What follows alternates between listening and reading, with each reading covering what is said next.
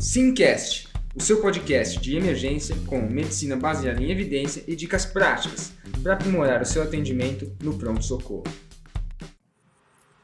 Fala galera, o Simcast é um podcast com propósitos educacionais e não deve ser usado isoladamente para diagnóstico, tratamento e prevenção de doenças. Além disso, não deve ser interpretado como um guideline, mas sim como opinião de nossos especialistas. Fala pessoal, beleza? Aqui é o Dudu da Sim, tô aqui com o Vitor. Como é que você tá, Vitão? E aí, Du, tudo bem com você? Eu passando calor aqui em Teresina e você passando frio nos Estados Unidos? Tá complicado aqui, mano. Menos 19 a mínima. Quanto tá aí? Eu tô com 33 aqui em Teresina. Pô, tô com inveja aí. Mas vamos começar, porque o Simcast hoje é sobre anafilaxia. A gente vai fazer duas gravações. Uma a gente vai falar dos principais pontos assim da anafilaxia e no manejo, e as atualizações do novo guideline, tem o britânico e o guideline mundial. E a gente, no episódio seguinte, a gente vai falar do manejo da via aérea. Então vamos lá. Ô Vitão, vamos começar com uma pergunta assim. Por que você acha que a anafilaxia é um desafio? Por que ela é importante? Então, Du, começando, acho que esse tema é de importância bem significativa para basicamente todo mundo que trabalha em pronto-socorro, né? Porque o grande problema é que esse paciente não é diferente do que a maior parte dos doentes críticos, que o cuidado desse doente só começa no PS. E em pouco tempo ele vai para a UTI, idealmente em pouco tempo ele vai para a UTI e acaba a internação dele na UTI e ele passa muito mais tempo na UTI do que no PS. A anafilaxia é uma patologia que chega grave, fica muito grave no PS. Se você não resolver ela no PS, provavelmente ele não vai dar tempo nem de ir para casa, nem de chegar na UTI e esse paciente vai morrer. Então a gente precisa fazer um diagnóstico eficaz e tratar esse paciente de maneira eficaz também, de maneira pronta e certa para que ele tenha mais chance de sobreviver, né? Exatamente, cara. E o que eu acho assim interessante da anafilaxia é que é um diagnóstico difícil de fazer, porque ele é confuso, né? E tem que decorar, e às vezes não é fácil entender, né? E pensar em anafilaxia. E se você trata, a maioria das vezes o cara resolve rápido, né? E mesmo para quem trabalha em enfermaria, para quem trabalha em UTI, também pega bastante, né? A gente trouxe uns dados aqui, pessoal, para vocês terem noção. Ó, criança e adolescente, adulto jovem, a maioria das causas é comida, beleza? Principalmente quem tem asma, tá? Que tem uma associação. Mas, a partir do momento que esses pacientes vão ficando mais velhos, a principal causa é medicamento, tá? Tanto inibidores da ECA, bloqueador receptor de angiotensina, como qualquer outra medicação, incluindo até anti-inflamatórios. E, galera, no hospital, velho, antibiótico, EV, e o pior das anafilaxias é quando é intravenoso, porque é mais rápido, é mais fatal, e às vezes em 5 minutos o cara choca na sua frente, enquanto que quando é comida, isso é mais demorado ali, leva uns 30 minutos, 1 hora, né? Até picada de inseto, uns 15, 30 minutos, e não é tão comum. Então, cara, saber anafilaxia é um negócio muito importante. Então vamos lá, ô Vitão, qual que é o quadro clínico assim da anafilaxia? O que a gente vê? Então, Du, é exatamente esse o problema de toda a questão e um dos motivos pelo qual os pacientes têm diagnóstico tão difícil. É justamente por isso, porque os pacientes têm quadros clínicos muito divergentes um do outro, depende muito do gatilho, da anafilaxia, do quadro clínico do paciente, da tendência imunológica daquele doente, e ele pode ter sintomas muito divergentes um do outro, e esse é um dos grandes problemas que os guidelines tinham, porque a gente precisa padronizar para aumentar a sensibilidade do diagnóstico, pegar mais casos e diminuir a quantidade de paciente que vai para casa sem receber adrenalina, que a gente vai falar que é o principal cuidado desse doente. Só que ao mesmo tempo eu não tenho um critério padrão ouro, porque é uma doença de evolução super rápida, que eu não posso ficar esperando o exame laboratorial para conseguir confirmar o diagnóstico. E numa situação como essa é meio difícil a gente fechar o diagnóstico. Então eles sempre tiveram muito essa dificuldade de conseguir diferenciar o doente que tinha de anafilaxia daquele que tinha uma forma simples de alergia, uma alergia cutânea, que não ia causar maiores complicações e que tinha mortalidade baixa.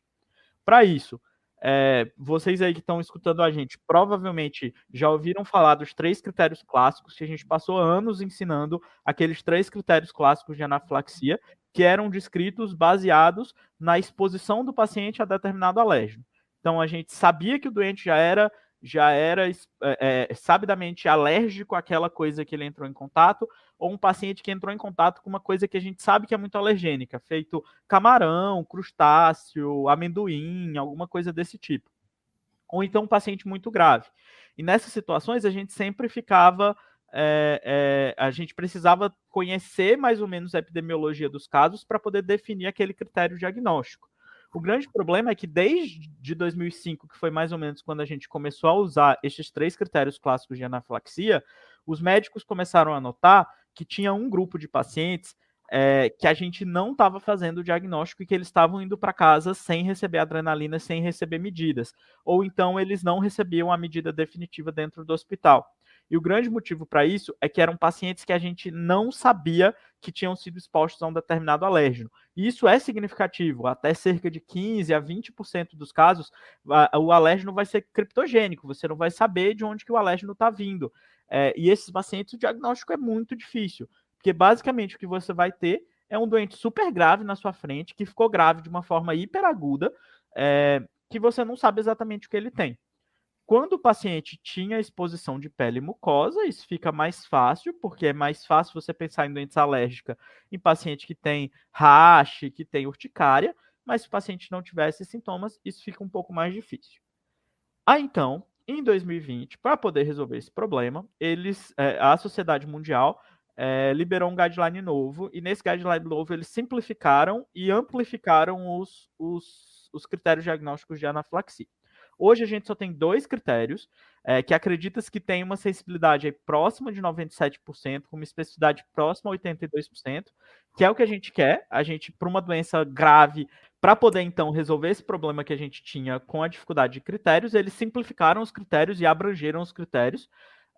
E aí, em 2020, eles publicaram esses 2 critérios mais simples e abrangentes, que tem uma sensibilidade alta, aí, próxima a 97%, com uma especificidade relativamente baixa, próxima a 82%.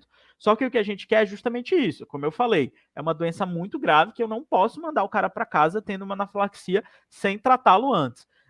Então, eles deixaram a especificidade ficar mais baixa mesmo para a gente ter uma sensibilidade maior. Então, hoje em dia, a gente tem 2 critérios. O primeiro é o paciente com doença aguda rapidamente progressiva, com disfunções orgânicas associadas. Se ele tiver pele e mucosa, mas qualquer outra disfunção orgânica respiratória, trato gastrointestinal, hemodinâmica, então dor abdominal, diarreia, cólica intensa, dispepsia muito intensa, broncoespasmo, obstrução de via aérea, choque hemodinâmico associado a uma lesão cutânea, isso sugere para mim que é um risco de que é um quadro de anafilaxia, e eu já estou autorizado a fazer a adrena. E o segundo critério clínico é o paciente que se expôs a um alérgeno de risco, sabidamente alérgico ou não aquele critério, aquele alérgeno. Se for exposto a um alérgeno de risco com sintomas de início abrupto e ele tiver qualquer coisa respiratória, qualquer coisa hemodinâmica que eu não soube identificar como sendo por outra patologia, a gente já vai tratar como anafilaxia. E, na verdade, o maior resumo que eu posso fazer disso é: baixe o limiar para a gente pensar em anafilaxia, tratem precoce anafilaxia, mesmo que você não tenha certeza absoluta, porque o risco de efeitos colaterais de uma adrena intramuscular é bem menor do que o risco de você passar batido uma anafilaxia e mandar para casa um doente que tem risco de evoluir com gravidade aí nos próximos minutos a horas. Então, essa foi a principal lógica aí dos critérios novos de diagnóstico. É isso aí, pessoal. Cara, pensou em anafilaxia, tá suspeitando de anafilaxia, o paciente está descompensando, faz adrenalina, não vacila, tem estudo retrospectivo, né? Não tem ensaio clínico, a gente vai falar mais para frente, mas tem estudo retrospectivo que mostra que efeito adverso com uma dose só de adrenalina é bem raro, né? E às vezes uma dose de adrenalina é suficiente para salvar o cara. E fazendo um resumão de tudo que o Vitão falou, critérios novos, basicamente, uma doença de início aguda, que pega pele e mucosa. Por que pele e mucosa? Porque 90% dos pacientes vão ter pele e mucosa cometida. E 1 de 3. Quais são 1 de 3? respiratório, né? Sintomas respiratórios, sintomas hemodinâmicos ou sintomas de trato gastrointestinal, né? Na pele e mucosa vai incluir o quê? Urticária, coceira, né? Pode ser até um eritema difuso muito rápido. E no respiratório vai ter o quê? Sibilo, falta de ar, desconforto de espineia, né? Vai ter acometimento de via aérea, né? Edema de via aérea, estridor. No hemodinâmico vai entrar o quê? Hipotensão, extremidades frias.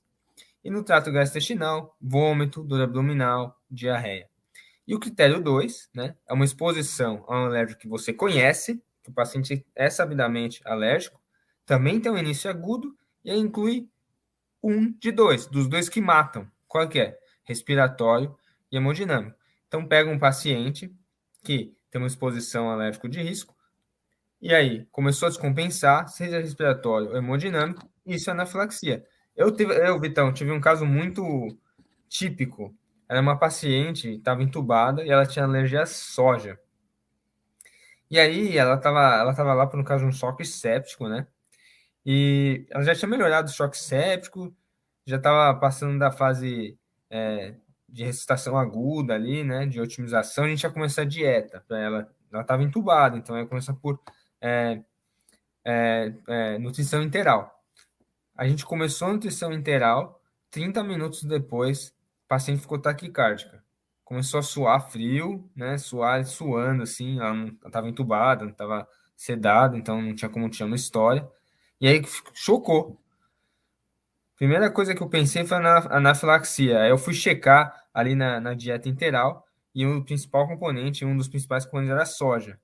A gente parou a dieta, deu adrenalina, na hora, assim, 30 segundos depois da adrenalina, a paciente começou a melhorar. Deu uns 5 minutos, eu já saí da anafilaxia já.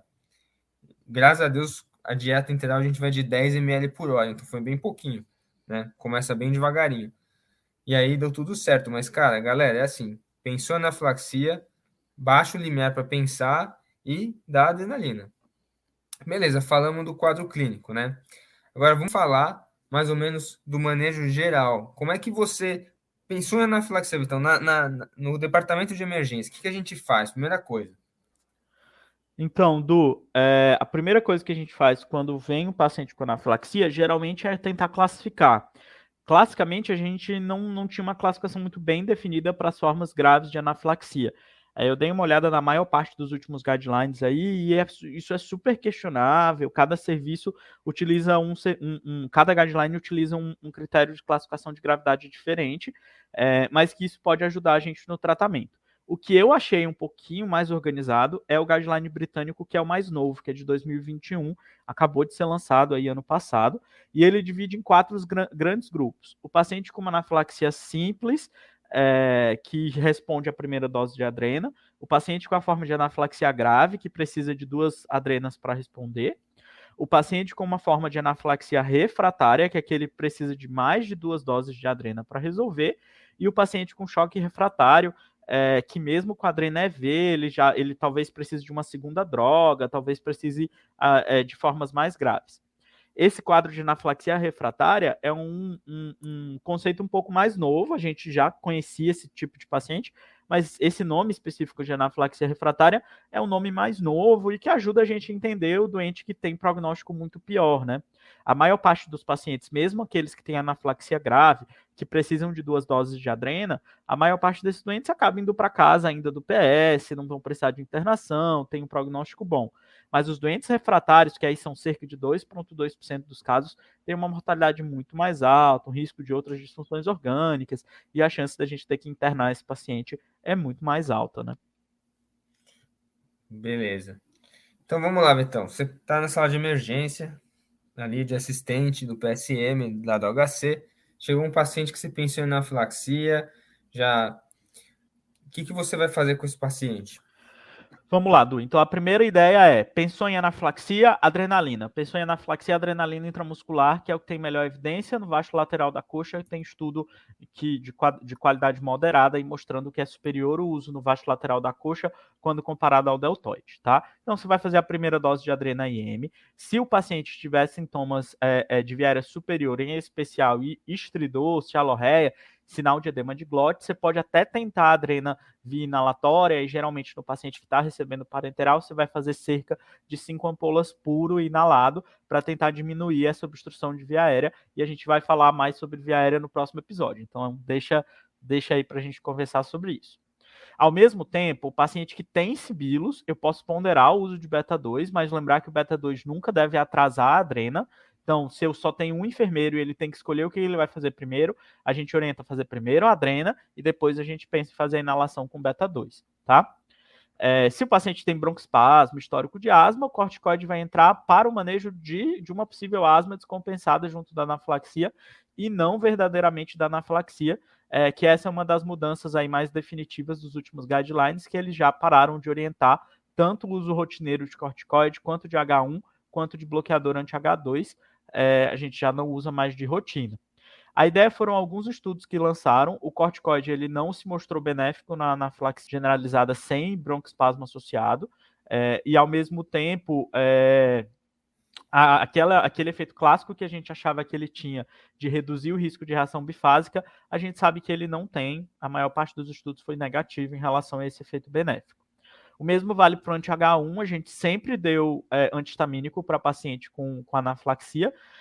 O grande problema é que a gente costumava dar antihistamínico de primeira geração, o paciente ficava sonolento por causa do Dramin que a gente estava dando e a gente assumia que a anafilaxia dele estava piorando e você não sabia dizer exatamente se era do antihistamínico ou se era da anafilaxia. Então, de maneira geral, a orientação é não dar mais anti-H1 na fase hiperaguda da anafilaxia. O paciente que tem sintomas persistentes de prurido, racho cutâneo, aí cerca de 2 horas, 3 horas depois que você já começou a tratar a anafilaxia, e que ele já respondeu e já começou a melhorar dos sintomas, aí é que você pode pensar no anti-H1 para poder controlar os sintomas cutâneos, mas geralmente a gente prefere pelo menos de segunda geração, loratadina, fenoxifenadina, que são drogas que causam menos sonolência e vão confundir menos a gente na hora de tratar. Então essa é a fase 1, anafilaxia simples, Du. Da hora, cara. Eu acho muito importante esse negócio de tirar o corticoide e o antistamínico, porque eu já vi muita anafilaxia que o pessoal dá corticoide e antistamínico e por conta de ter medo de dar adrenalina, acha que dando um corticoide antistamínico tá tratando, né?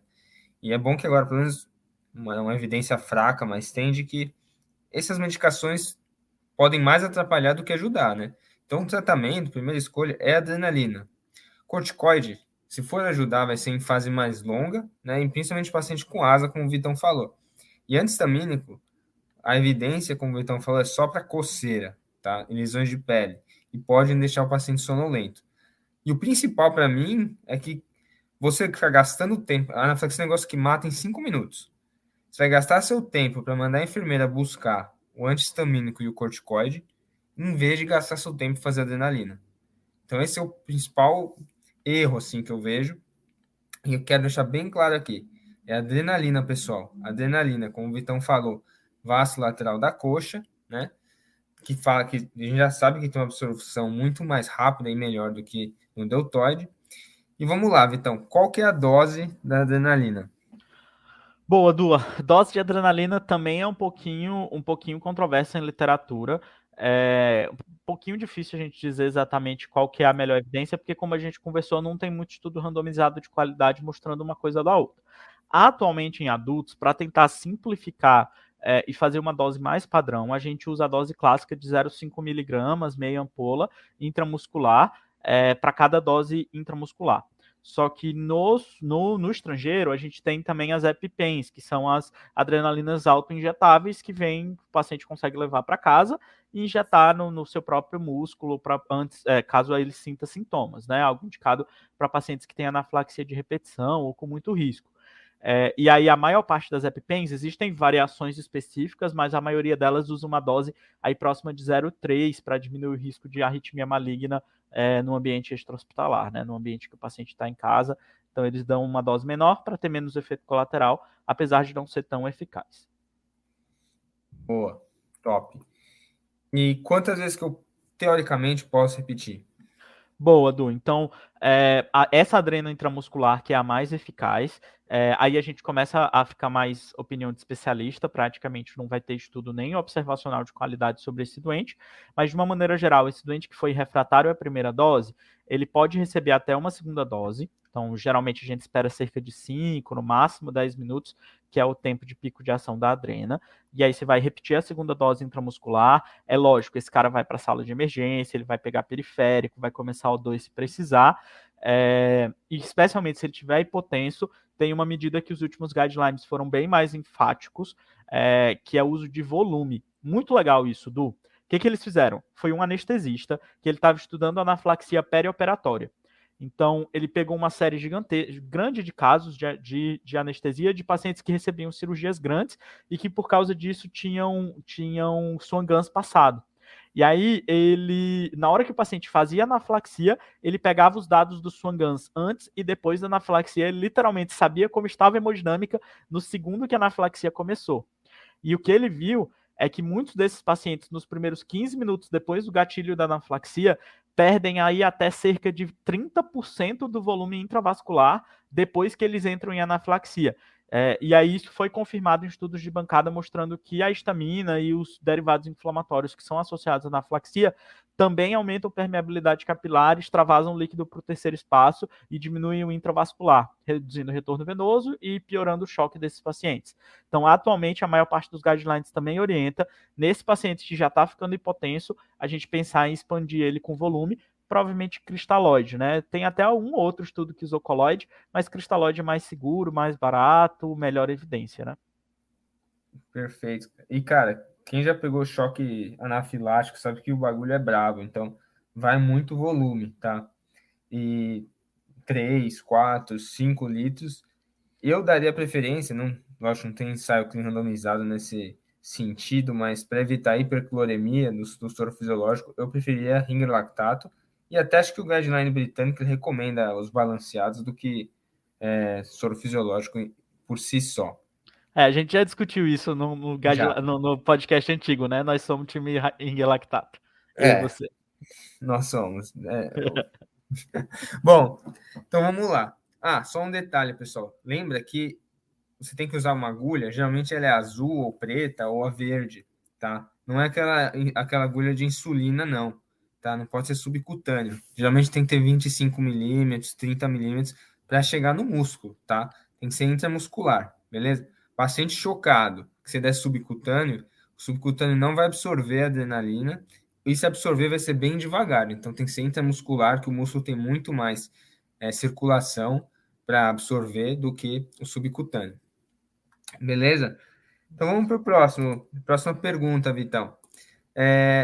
E aquele paciente, né, que toma beta-bloqueador? Porque a ideia de dar adrenalina é dar uma resposta beta-2. Resposta beta-adrenérgica é perfeito, porque beta-1 vai estimular a frequência cardíaca, o inotropismo, né, a força do débito cardíaco, vai fazer vasoconstrição periférica, né, que o paciente apresenta com um choque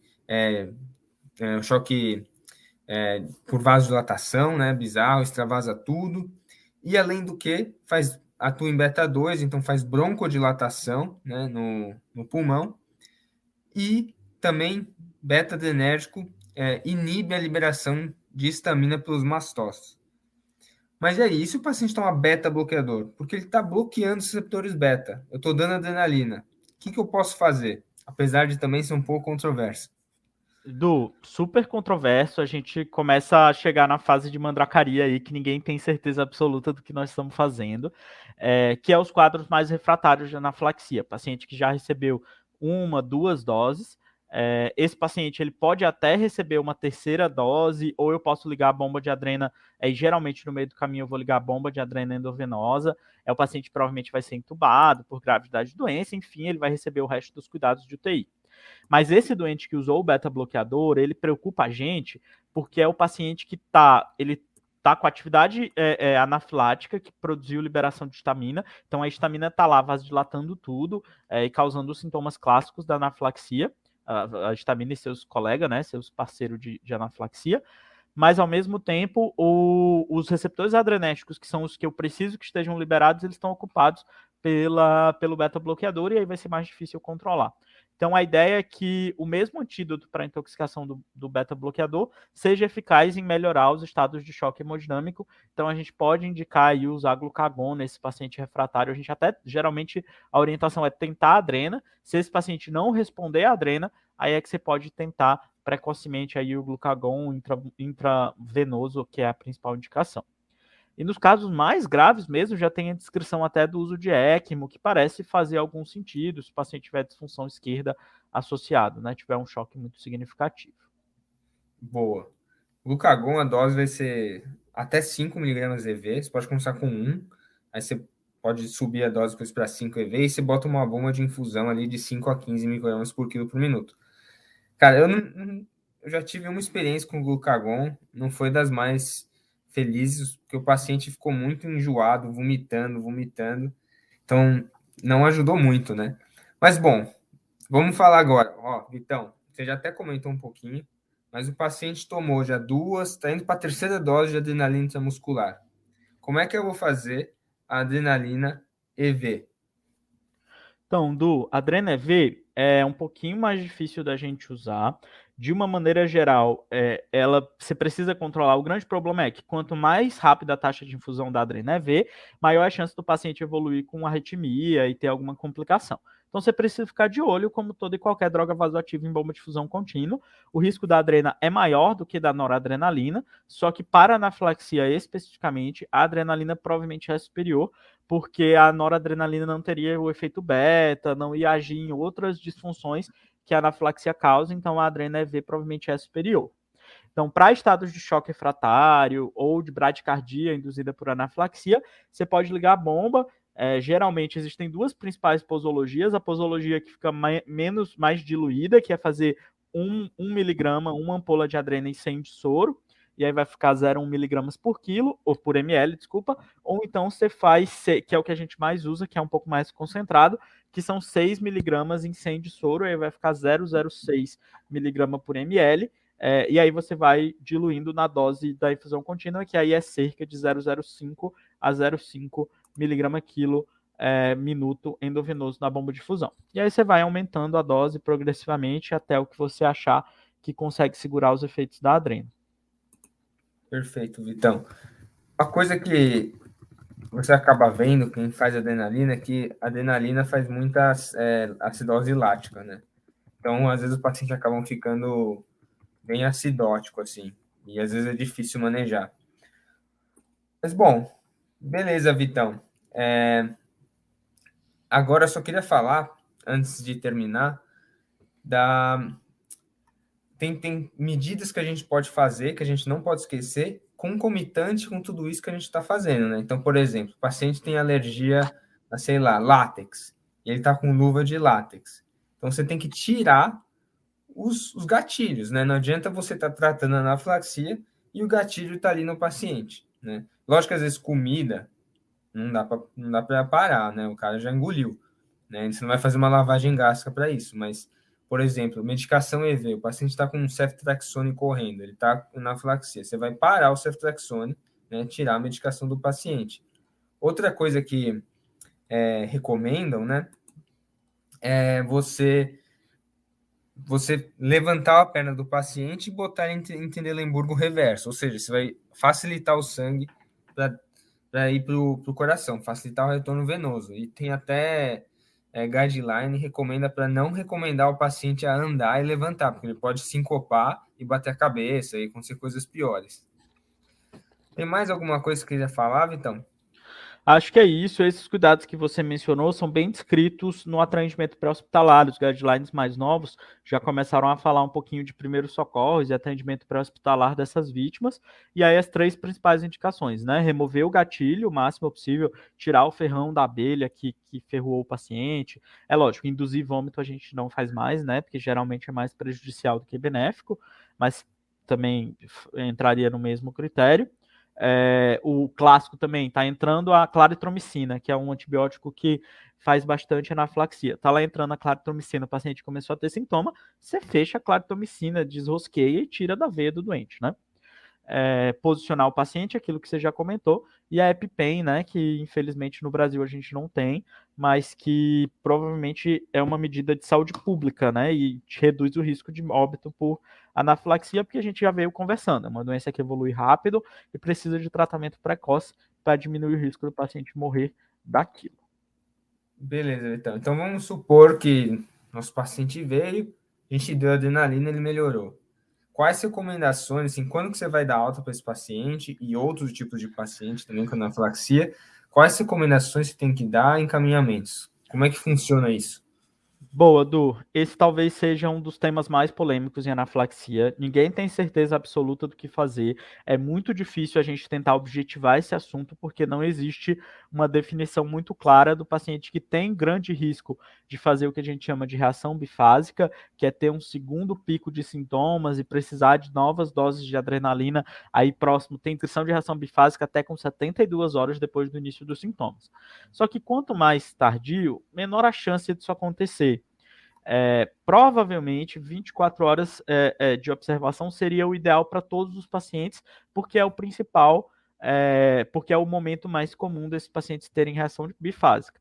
Só que qual que é a lógica atual? A lógica atual é, a maior parte desses pacientes não vai ter reação bifásica, ele vai responder bem, e se ele ficar bem dos sintomas, eu posso ponderar dar alta para ele se alguns critérios de risco ou de proteção estejam presentes. Vamos lá, exemplo clássico. Quando que eu posso dar alta precoce? O que o guideline que eu estou usando agora para objetivar o assunto, que é o guideline da Resuscitation de 2020, que é o que eu achei melhor, mais descritivo, mais objetivo sobre o assunto. Para alta precoce, aí 2 horas depois do controle dos sintomas. Então, o paciente ficou bem, marca no relógio, daqui 2 horas ele vai para sua casa.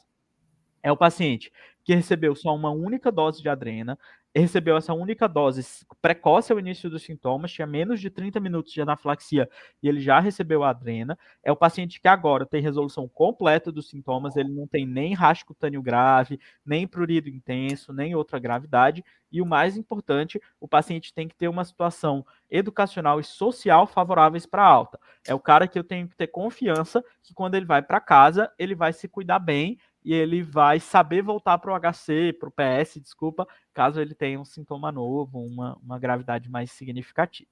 Alguns pacientes, eles orientam uma alta mais postergada. Aí eles orientam cerca de 6 horas de sintomas de observação após o controle dos sintomas. É o paciente que recebeu 2 doses de adrena, é o paciente que já teve algum evento de reação bifásica prévia nesse começo de sintoma, que é o paciente que tem algum risco de ter um novo evento, e aí eu vou segurar o cara aí mais um tempinho no PS, se tiver pelo menos um desses, e aí eu vou ficar de olho nele mais um tempinho, às vezes até deixar ele uma internação bem leve antes dele ir embora.